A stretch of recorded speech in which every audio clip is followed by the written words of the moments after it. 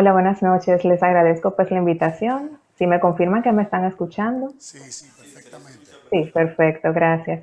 Bueno, pues el lupus es una enfermedad autoinmune sistémica en el cual existe una alteración en el sistema inmunológico, es decir, el sistema inmunológico son nuestras defensas y existe en esta desregulación, pues hay un ataque a nuestras células sanas por parte del sistema inmunológico que las ve como extrañas y es por esta razón que existe entonces alteración a nivel celular de tejidos y algunos órganos, produciéndose entonces los síntomas y signos característicos de esta enfermedad.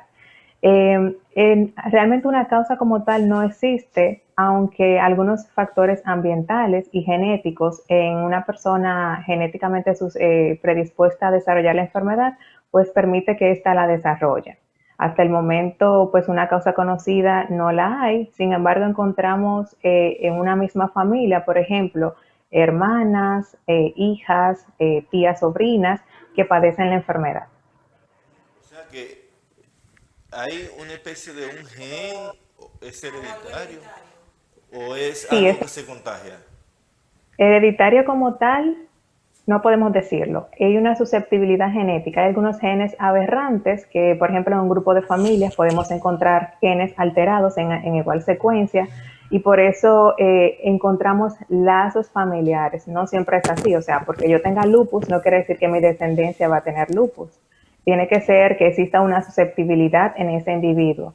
No es una enfermedad infectocontagiosa, o sea, yo no la contagio si alguien me toca, tampoco es un cáncer, que es uno de los mitos que existe sobre esta enfermedad. Es simplemente una alteración de nuestro sistema inmunológico que permite entonces el desarrollo de esta enfermedad. Ok, entonces, ¿quiere decir que hay alguna condición específica de la persona para poder contraer esta enfermedad o a cualquiera le puede, le puede dar? A cualquiera persona puede estar afectada por el lupus, sin importar edad, sexo y raza. De hecho, la edad más frecuente encontrada de aparición de esta enfermedad oscila entre los 15 y 44 años, es decir, hablamos de mujeres en edades reproductivas. Menciono mujeres porque es el sexo más predominantemente afectado. Encontramos 9 mujeres afectadas por cada un hombre, o sea que es más frecuente en el sexo femenino, ya lo podemos decir abiertamente, ¿no? Y encontramos lupus desde edad de infantes, o sea, niños, adultos en edad reproductiva e inclusive en personas mayores, aunque no es la norma. Lo ideal es que sea entre 15 y 44 años, siempre un sexo femenino. Y en cuanto a las razas, no hay predisposición de raza. Sin embargo, se han visto en los estudios que la raza afroamericana y en los hispanos tienen un lupus mucho más agresivo que, por ejemplo, los caucásicos. Doctora, la ciencia, que sabemos que ha avanzado mucho, ¿cómo ha tratado, qué dice, si tiene por lo menos una especie de, de tratar la enfermedad y que pueda, quizás no curarse, pero que se pueda sobrellevar?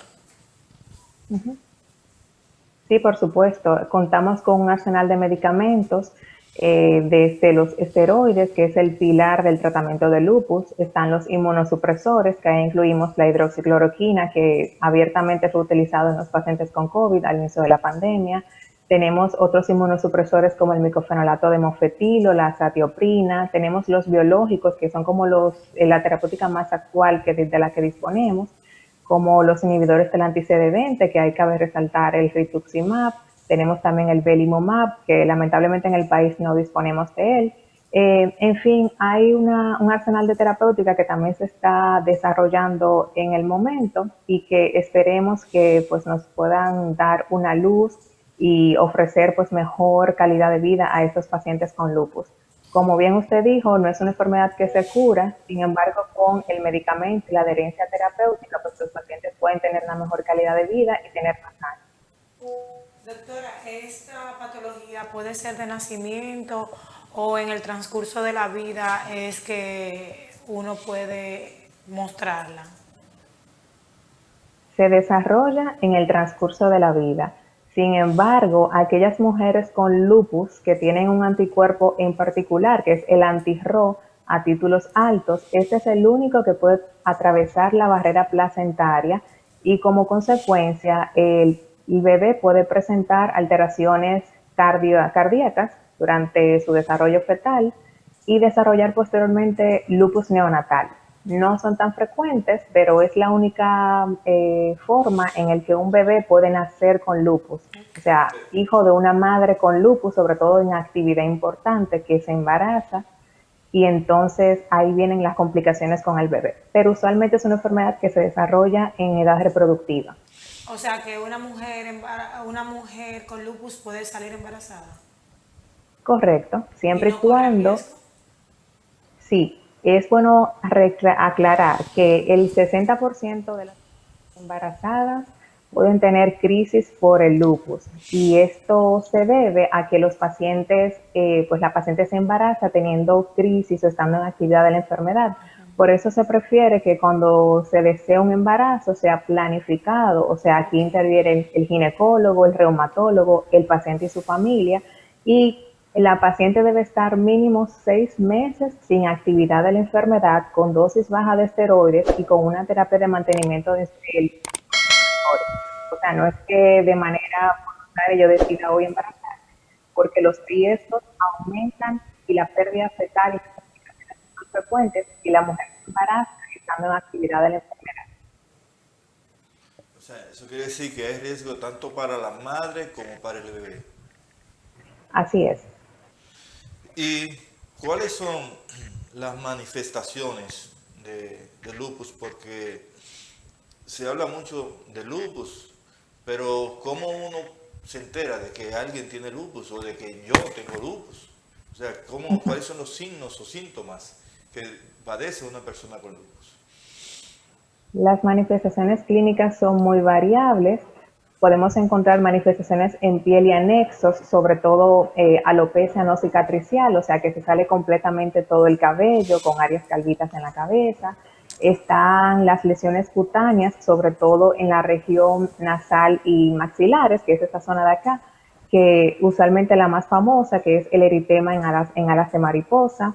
Podemos encontrar úlceras orales también, otras lesiones importantes en piel, además de afectación de otros órganos cuando se trata del lupus eritematoso sistémico.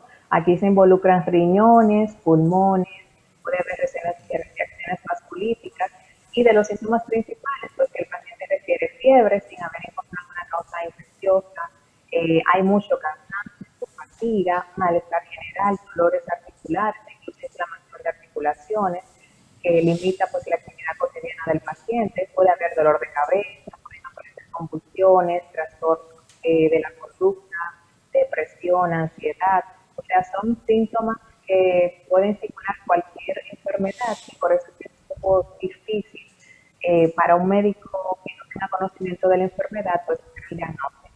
Y por eso la mayoría de los pacientes llegan ya con un daño a órgano establecido, porque el diagnóstico se le hace desafortunadamente un poquito más caro.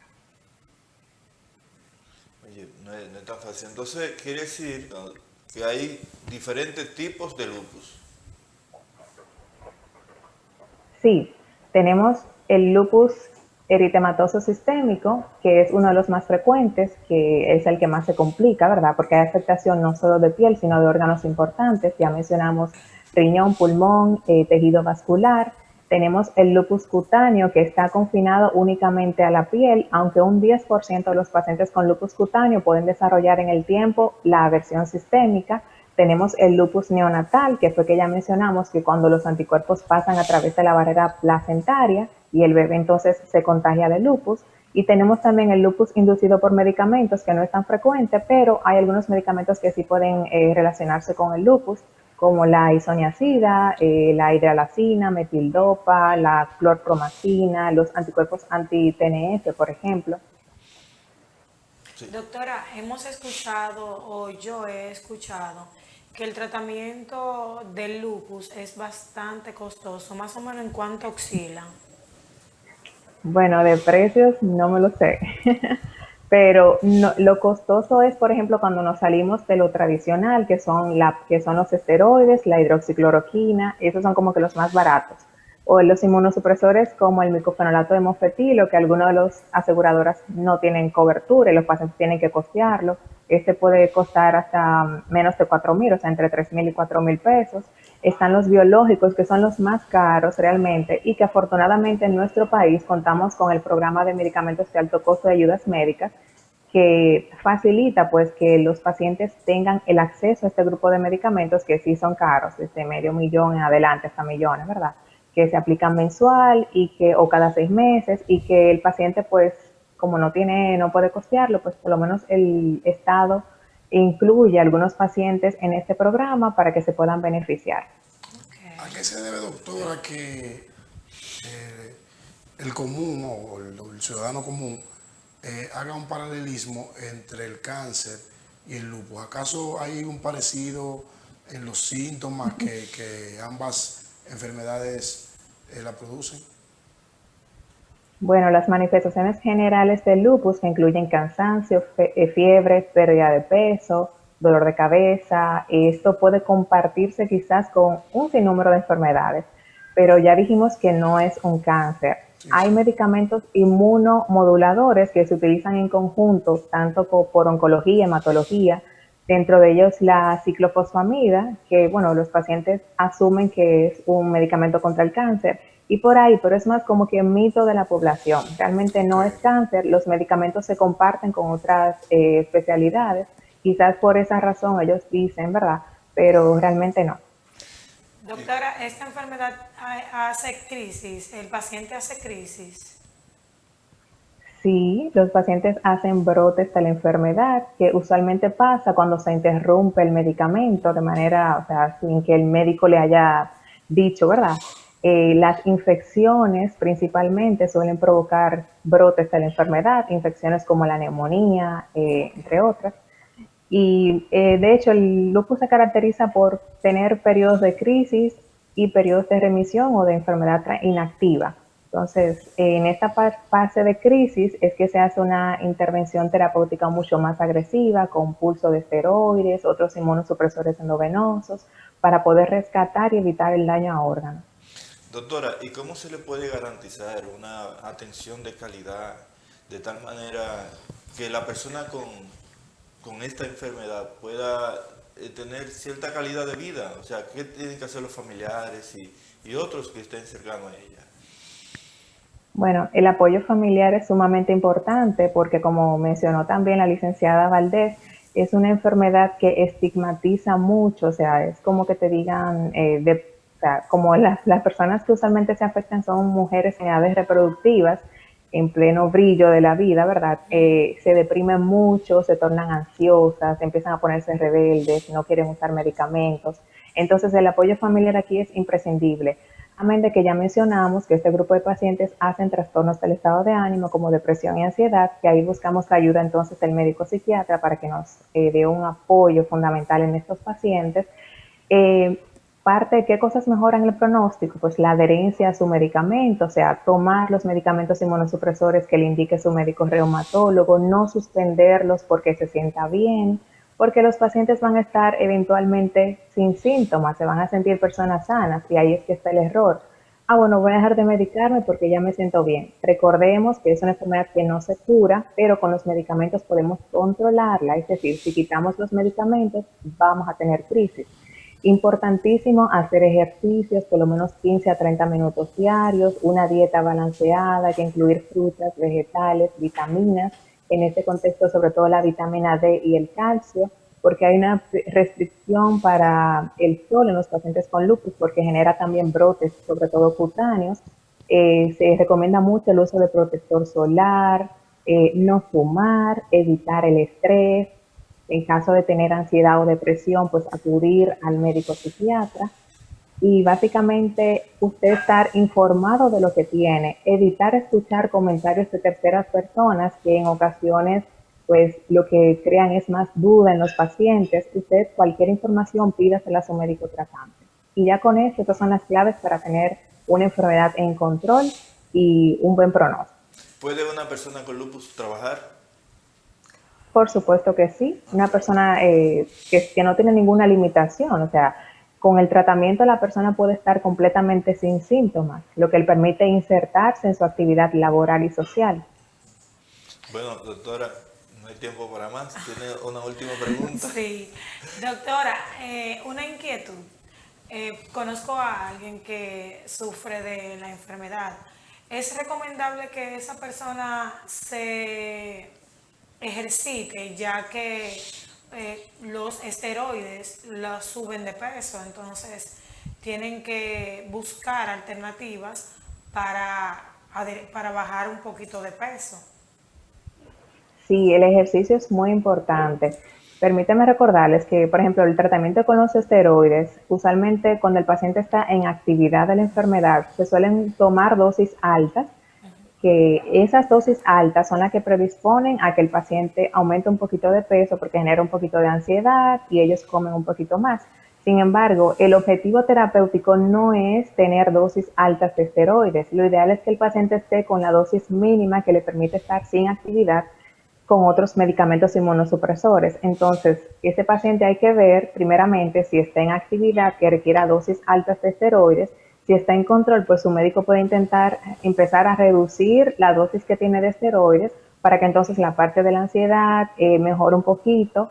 Y el ejercicio, pues puede hacerlo abiertamente. No hay ninguna contraindicación para que un paciente con lupus haga ejercicios, salvo que tenga alguna limitación esquelética, alguna deformidad articular que no es la norma, pero de 15 a 30 minutos diarios es